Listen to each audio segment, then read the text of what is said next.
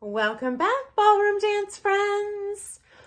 I have previously shared a video on things out of your control that have a heavy impact on your success in the world of dance sport and competition. So today, I'm going to share some things that are within your power. That will greatly help you in your competitive career, that are totally outside of your choreography or even your current skill level, okay? Number one, common mistake that I see. Dancers are so darn eager to move up the ranks quickly. Whether that's in competitions or even in group classes. You know, when I used to teach a ton of group classes as well as privates, and as soon as someone would take 3 beginners classes, I'm ready for intermediate. Like, no, you're not. And you're never going to really become an intermediate level dancer until you master the basics. And that does take a great deal of patience, guys. And if ballroom dance came easy, everyone would be a champion. It takes a great deal of patience, fortitude, and repetition. Lessons, time. It just takes time, guys.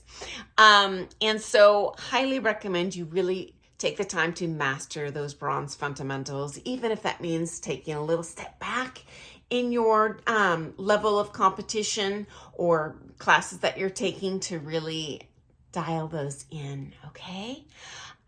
Because you're going to spend literally 10 times as much time unlearning bad habits than you will just getting them right out of the chute, okay? Related to this, just because you want to label yourself, for example, a gold level dancer, this does not mean you're a gold level dancer. It means you're doing those figures. And so it's okay if that is a source of pride for you. Hey, go ahead and enter gold. But the reality is you're just going to be participating. You are not actually competing at the gold level. If you just want bragging rights to tell all your friends at social dances, hey, I competed in gold, at the blah, blah, blah, go for it. So the level you entered, it'll take many comps to move up those ranks. So just be patient. Okay, next up. Many competitors lose a great opportunity to prepare for competition and that they do not social dance. If you were not a good lead and a good follow, you're not going to be a good competitor. The reality is in competition, you rarely are going to stick to your routine, and you are going to need to dance beautifully regardless of what figures you or your partner pull out of your keisters, okay? Plus, this is a wonderful opportunity to test drive your lead and follow skills with others, okay? So, finally, do your choreography with your partner in the social dance. It's a great opportunity to force you to actually dance through your routine. Not only athletically, staying on task and not stopping to pontificate and discuss technique for 10 minutes, but mentally to stick to it for that full routine. Even better, stick to it for 2.5 minutes. It's going to make that 1.5 minutes in the comp be easy, okay?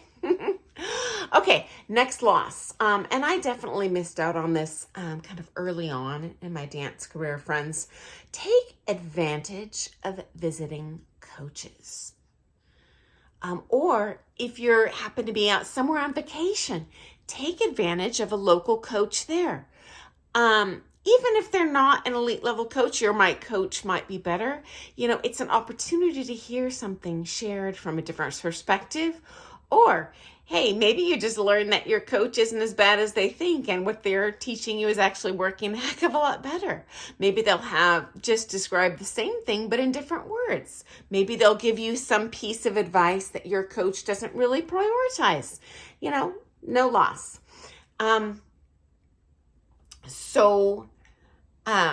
Initially, I didn't take with visiting pros, including even when I was taking from the very elite level, like world-class pros, because my teachers are good enough. But the reality is, they encouraged me to take from a wide variety of people.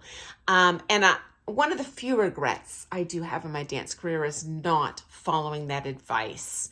There were some people I chose not to take lessons with because I just don't like taking lessons with them, even though they encouraged me to. And you know what? Guess who inevitably ends up on my judging panel at nationals? So I wouldn't share this stuff with you if I hadn't experienced it. So learn from my mistakes, friends. Also, if you go to competitions, which I assume if you're a competitor, you're probably traveling to comps, okay? Go ahead and stay after the comp and take with the pros that are in that town, even if you're not traveling somewhere for pleasure. If you happen to be somewhere for a competition, stick around a few days after and take with the best local pro or pros that you can. If you're not sure who that is, honestly, kind of a safer bet is going to be whoever owns that comp, okay? Because the reality is kind of the people that were in the competition world competing against me at the championship level are now the people who own the best comps. So they probably are going to be inexperienced, successful, competent, professional guys. Now, it's not always the case that the owners of the comp do live in that city, though. They might be jetting out right after the comp too. For example, Autumn Dance Classic, wonderful competition, is owned by Olga Foropovina out of Seattle, Jonathan Wilkins out of New York. So anyway, it's not a guarantee that they'll be in that city, unfortunately. And this is just a factor of the NDCA sanctions to help prevent comps from kind of leeching off of each other or competing for those same couples entering to make those comps the most competitive. They do limit NDCA sanctions, one per coast per weekend kind of thing. So anyway, not everyone who's a championship level pro can have a comp in their own town. But if they do, hey, stick around, take advantage. Or maybe some of the judges that are flying in for that comp might stick around a couple days afterwards. Now, usually the rules prohibit you from taking with anyone on the judging panel in a certain period of time before the comp. So your best bet is going to be to stick around after the comp. Also, if they own the comp, they're going to be real busy that week beforehand. So just, organizing that thing. They don't organize themselves. As I've shared in other videos, there's a ton of stuff that goes in the background work that you don't see. So anyway, do stick around if that's within your time and money budget. Okay, once again, I'm at the 8.5 minute mark and I'm not even halfway through my list, friends. So I'm going to do a follow-up video on this for sure, because there are definitely some things you can do that are within your control to help you excel faster in your ballroom dance growth curve. So thank you for joining me today. If you have any other suggestions on things you've done that you feel have really helped you succeed, hey, share below. I am but one person, and I have more to share with you as well. So I will see you in the morning. If you love all things ballroom dance, hey, subscribe to our channel. I share kind of daily stories and such on the culture of ballroom dance, social dance, competing, lessons, performance. I do give technique videos once a week, usually on Saturdays. So thank you for joining me, and I look forward to seeing you in the morning. Bye, guys.